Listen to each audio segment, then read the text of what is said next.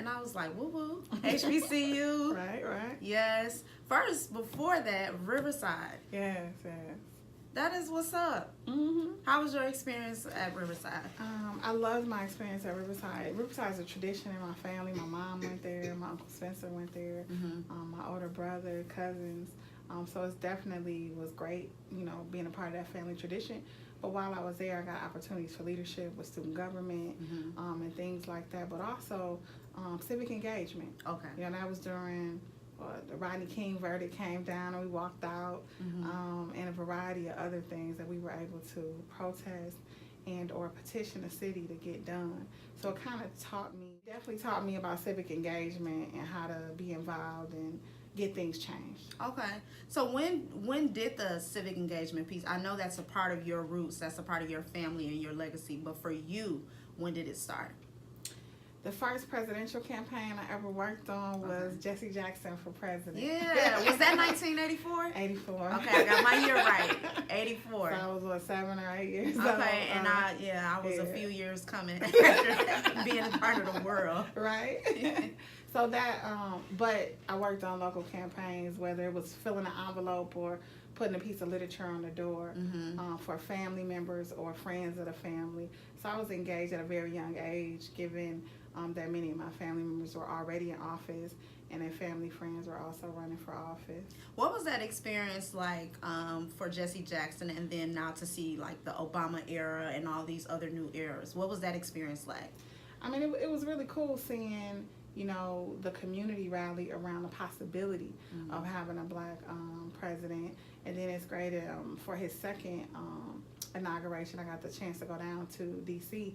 for Obama's inauguration. So it's going from being a kid, being a part of the community, and trying to help get the first African American elected and not winning, and then being at the inauguration of the first African American. It was really kind of showing the growth. Not just of a community, but a nation, to be able to even have, an African-American president. Now, if anybody ever watched your inauguration, I have, and I know many have. Like, I'm watching it, and I feel like you were finna run for president. Am I wrong or not? Like, I don't know. When I watched it, I'm like, okay. But it was very powerful. I just really enjoyed it. And I appreciate you letting us know your backstory, because you have a long legacy of people being in civic engagement and in the community. You like, let me tell this story how it needs to be told. so there won't be any confusion. So just in case people are like, okay, she's related to who and she's this, look that up. Because I don't know, like I feel like you were the second woman that was declaring that you were running. No, I appreciate that. Yeah. And really, that day, April 15, 2008, it was really, so heartfelt for me to have the opportunity to be able to speak to the community that I felt like came out and supported me. To be even able to have this chance to become, at that time, the only woman on the council and the youngest woman ever to be elected to Milwaukee's Common Council. Even though I have a family of public servants, it's still an honor to be able to have people trust you enough to be able to serve, to have people trust you enough to be able to serve them. Yeah.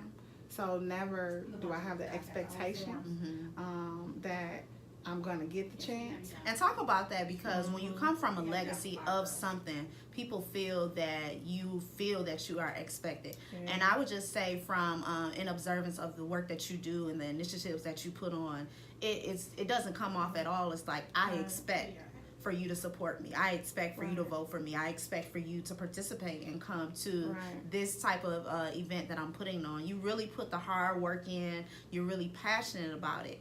What made you be that way, despite you having this legacy before you, where you could possibly, have expectations? So I'm a believer, the model that I live by is it is the responsibility of us all to give back to the community that helps to make us who we are. If anything, I owe the community something for all that it has poured into me. My family gets a lot of credit for the servant that I now am, as they should. Right. But I was raised very communally as well. Mm-hmm. So it's so many other people who may not be biologically family, Mm-hmm. but who definitely are family in my mind and my heart, in the community, who have aided in me becoming who I am and who I will be. So for them and for all those that come behind me, it's my responsibility to do as much as I can to leave things more beneficial than I inherited them. So I love just being given the opportunity to serve in this position and to impact people's quality of life. Yeah, I appreciate that, because you can tell with the initiatives that you support and put on. Like, speaking of one of your major initiatives that is coming up, Girls' Day. Yes. Yeah. So for you to just give back and impart into young women's lives, like, that's a major big deal. And we're in, like, the era of women empowerment. Like, how did that come about? And, like, 9 years later. Yeah. Yeah. So, 9 years later, when I got elected, it was 15 aldermen, and there were, I was the only woman. So I sat back with other women who work at City Hall, who may not have been alder people, to think about how could we get more women down here in elective office.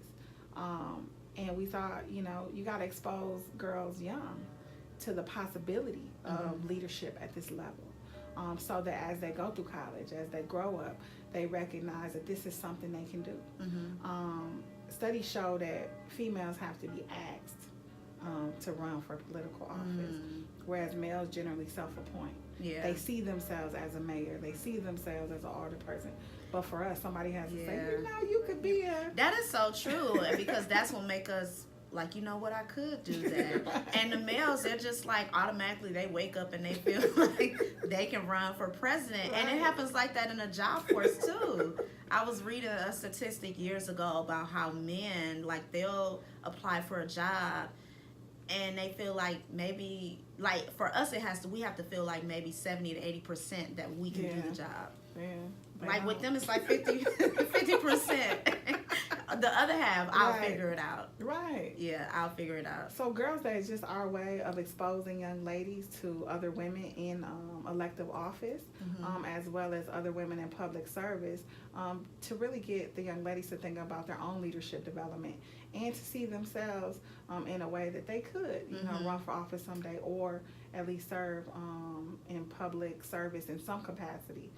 So it's really just that way to expose them. So what is the gains you have seen? So the first year we did it, there were 38 girls who came out. And now we're averaging about 300.